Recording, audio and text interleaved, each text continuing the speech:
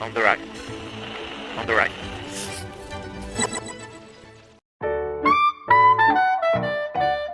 Have you ever received the questions from the peer parents, from the relatives also? What kind of questions which come, and how do you address them? फिर वो करेंगे क्या?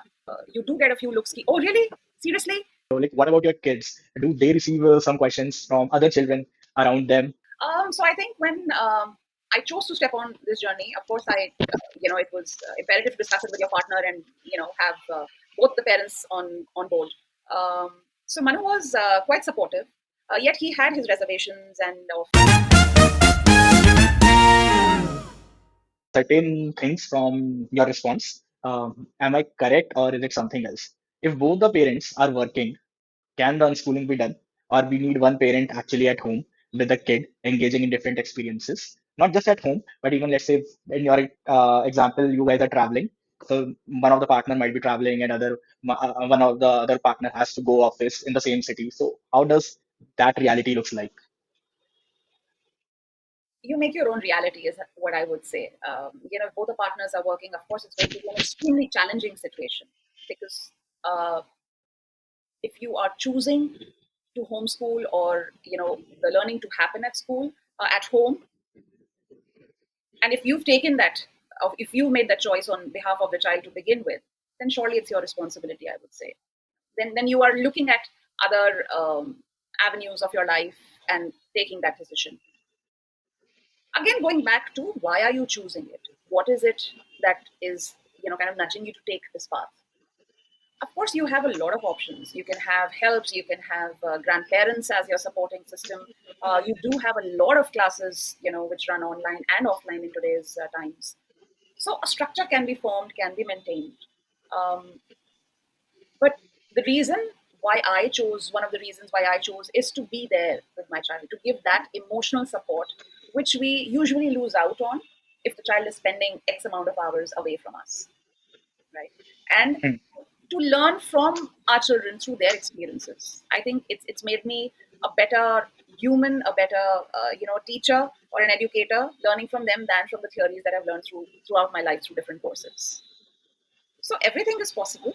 It will have its own pros and cons. If both the parents are at what age are your kids? If they're very young, like 4, 5, then it's challenging. Trusting other people to be there, give that kind of an input.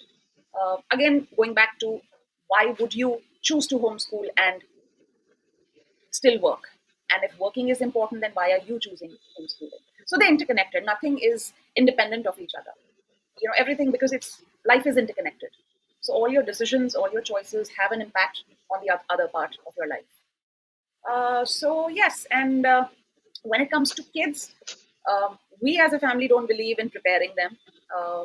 If they feel embarrassed, if they come across situations where they feel they're uncomfortable, it's fine because they need to process, they need to understand what they're going through, and probably come back and say, "Mama, Papa, what you're doing is not right for me." So that is what we believe in, that you make your choices, living in those examples of going through those experiences, and feel and understand what's right for you. So if we may say that, yes, this is what our focus is on, more towards socio-emotional development of the child. And then, of course, academics is also the various skills. You can take on those skills at any given point in time. But the primary years, I think if the foundation is laid for a stronger, human being, for me, that has always been the priority. Got it. So it becomes like I got few things now. First of all, clarity is important. Yes. Once you are clear, then as a parent, you are making a choice. And once you have made a choice, then it's your responsibility how you are executing it. Either you are setting the environment with the help of grandparents or helps, which will be with your kids when you are not with them. And if, or a possible thing is one parent is at home with the kids always, and other parent is working, or both the parents are not working, but their job is in a remote way, then it is also a possible solution. But it's more about the responsibility of your choice which you have made it towards the kids development, learning and well-being, and you need to do justice to that thing.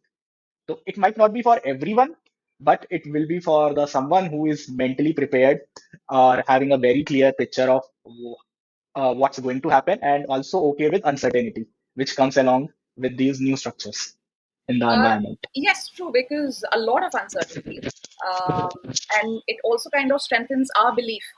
in life, as we go, because there are comparisons happening left, right, and center, uh, with kids, and you see other kids progressing or developing in a certain way, and you feel, oh, my child doesn't have it. So it's not that these questions or these things don't cross my mind, and I do go through my, anxiety phases, and when I'm like, am I doing the right thing? Should I continue?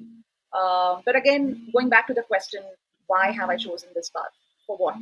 To be in the race, to prove to prove it to the world, or to prove it, am I proving a point to someone, or is it for the peace of, or being human, and starting life or living life more in a more wholesome way?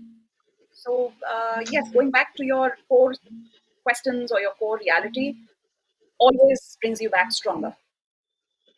But do you think your tribe also helps you in that when you are not getting the questions from your answers to the questions or the uncertainty from your why? A conversation with the like-minded people at the tribe also helps in navigating that uncertain period.